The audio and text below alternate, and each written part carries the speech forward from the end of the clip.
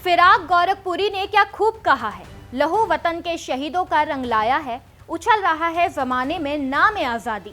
26 जनवरी 1950 ये तारीख भारत के इतिहास में एक मील का पत्थर है।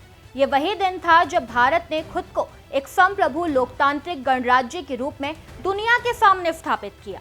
आज हम गणतंत्र दिवस को भव्य समारोह, रंग बिरंगी झांकियों और शानदार हवाई करतबों के साथ मनाते हैं, लेकिन उस दौर का गणतंत्र दिवस इससे बिल्कुल अलग था।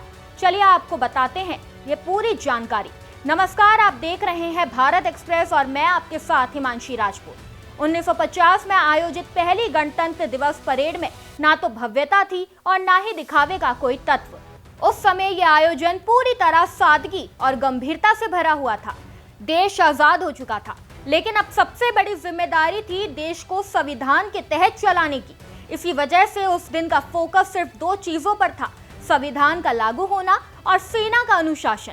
26 जनवरी 1950 की सुबह ठीक 10:18 पर भारत का संविधान औपचारिक रूप से लागू हुआ। इसके साथ ही भारत को आजादी के बाद अपना स्थायी कानून मिल गया। यह सिर्फ एक कानूनी प्रक्रिया नहीं थी, बल्कि देश के भविष्य की नींव रखने वाला ऐतिहासिक क्षण था। उसी दिन डॉक्टर राजेंद्र प्रसाद ने भारत के पहले राष्ट्रपति के रूप में शपथ ली। ये पल पूरे देश के लिए गर्व से भरा हुआ था, लेकिन साथ ही जिम्मेदारी का एहसास भी कराता था। शपथ ग्रहण के बाद डॉक्टर राजेंद्र प्रसाद ने सादगी की मिसाल पेश की। वे राष्ट्रपति भवन से घोड़े द्वारा खींची गई बग्गी में सवार होकर इरविन स्टेडियम पहुंचे। आज यही जगह मेजर ध्यानचंद नेशनल स्टेडियम के नाम से जानी जाती है। यहीं पर भारत की पहली गणतंत्र दिवस परेड आयोजित की गई थी। आज गणतंत्र दिवस की परेड कर्तव्य पथ पर होती है, लेकिन 1950 में ऐसा नहीं था। उस समय कर्तव्य पथ यानी राजपथ पर परेड नहीं हुई थी। राजपथ पर पहली बार गणतंत्र दिवस परेड का आयोजन साल 1955 में किया गया। उस दौर में दिल्ली का प्रशासनिक ढांचा भी धीरे धीरे आकार ले रहा था और देश नई व्यवस्थाओं के साथ आगे बढ़ रहा था। अगर पहली परेड की खास बातों की बात करें तो इसमें भारतीय सेना की टुकड़ियों ने मार्च पास्ट किया।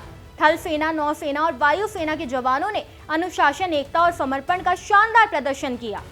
राष्ट्रपति द्वारा राष्ट्रीय ध्वज फहराया गया और 21 तोपों की सलामी दी गई। ये परंपरा आज भी हर गणतंत्र दिवस पर निभाई जाती है, लेकिन पहली परेड में कई ऐसी चीजें भी नहीं थी जो आज हमें आमतौर पर देखने को मिलती है। उस परेड में किसी भी राज्य की झांकी शामिल नहीं थी, ना कोई लोक नृत्य था, ना सांस्कृतिक कार्यक्रम और ना ही कोई रंग रंगा प्रस्तुति।